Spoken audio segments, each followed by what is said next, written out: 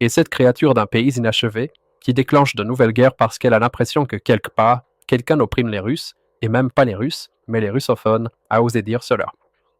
Mais d'où vous est venue l'idée de vous mêler de nos affaires intérieures? Ils prétendent qu'ils ont ici des compatriotes, vous voyez. Des compatriotes?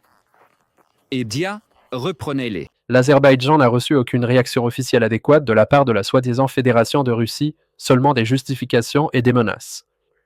C'est pourquoi il a commencé à répondre davantage. La délégation parlementaire d'Azerbaïdjan a annulé sa visite dans la soi-disant Fédération de Russie. La visite du vice-premier ministre russe Overtchouk en Azerbaïdjan a également été annulée. Ensuite, le ministère de la Culture d'Azerbaïdjan a fait ce que l'Ukraine n'osait pas faire jusqu'au tout début de l'invasion à grande échelle, alors que la guerre russo-ukrainienne était déjà en cours chez nous. En Azerbaïdjan, ils ont annulé les spectacles de tous les Russes qui voulaient venir se faire de l'argent là-bas, y compris Basta, qui était venu à Kiev il n'y a pas si longtemps, juste avant l'invasion à grande échelle. Parce qu'avec les Russes, il ne faut pas faire de manière. Ces créatures ne comprennent pas le langage humain normal. Et même après tout ce qui s'est passé, ils continuent de menacer les Azerbaïdjanais. C'est trop tard, pas assez sévère et pas assez accentué politiquement, ce sujet. La police russe doit les presser jusqu'à ce qu'ils en aient les yeux qui saignent.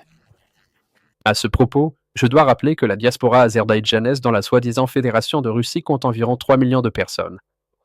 Les Russes semblent l'oublier pour une raison quelconque.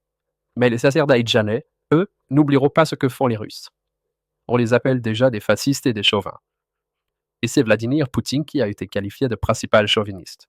À la télévision nationale azerbaïdjanaise, le comportement des Russes a été critiqué et leur véritable nature a été expliquée. Ce sont des impérialistes qui ne comprennent rien d'autre que le langage de la force. La reconnaissance du principe. Cela vous inquiète tant que ça? On comprend, vous avez l'habitude de dominer les peuples qui ont été intégrés de force à la Russie. Mais est-ce que le Kremlin officiel, et en particulier le président russe Vladimir Poutine, comprennent que nous ne sommes plus en 1937, mais en 2025? Et que les États qui faisaient autrefois partie de l'Union sont indépendants depuis plus de 30 ans? Bien sûr, au Kremlin, ils ne comprennent pas cela. Pour eux, l'Azerbaïdjan n'existe pas du tout en tant qu'État indépendant. Pour eux, tout cela reste un seul et même grande Union soviétique. J'ai une hypothèse sur la raison pour laquelle les Russes se comportent ainsi en général. Pourquoi ont-ils organisé un pogrom contre les Azerbaïdjanais? C'est probablement leur façon de se venger du fait qu'on leur a demandé de s'excuser pour l'avion azerbaïdjanais abattu. C'est pourquoi il fallait reconnaître sa faute, présenter des excuses en temps voulu à l'Azerbaïdjan, considéré comme un pays ami, et le faire savoir au public. Toutes ces mesures et ces démarches étaient nécessaires. Malheureusement, pendant les 3 premiers jours, nous n'avons rien entendu de la Russie, à part des absurdités. Dans la logique impériale russe, si la victime se défend et commence même à exiger quelque chose, il faut attaquer cette victime une fois de plus. Les Russes agissent toujours ainsi. Et je rappelle aussi que, lorsqu'Aliyev a exigé des excuses pour l'avion abattu, les propagandistes russes ont publiquement appelé à des répressions et à des pogroms contre les Azerbaïdjanais. Les Russes torturent, tuent et rendent leurs victimes responsables de ce qu'ils leur ont fait subir. Cette fois, c'est pareil. À la télévision russe, ils ont déjà déclaré que tous les Azerbaïdjanais étaient des criminels.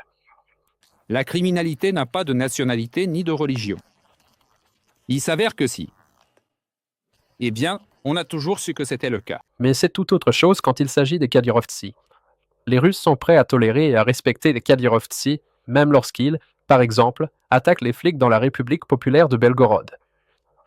Ne touchez pas, ne touchez pas. Après cet événement, les Russes ont rangé leur langue là où on sait, et seuls quelques-uns se sont indignés, mais un autre Kadyrovtsi leur a répondu en les traitant de tapettes. Franchement, je suis étonné par votre arrogance de fiotte. Vous êtes vraiment des chiottes. Franchement, je ne peux pas rappeler ça autrement. Je suis le commandant des forces spéciales AKMA. Deuxièmement, Et c'est à ce moment-là qu'il faut s'arrêter.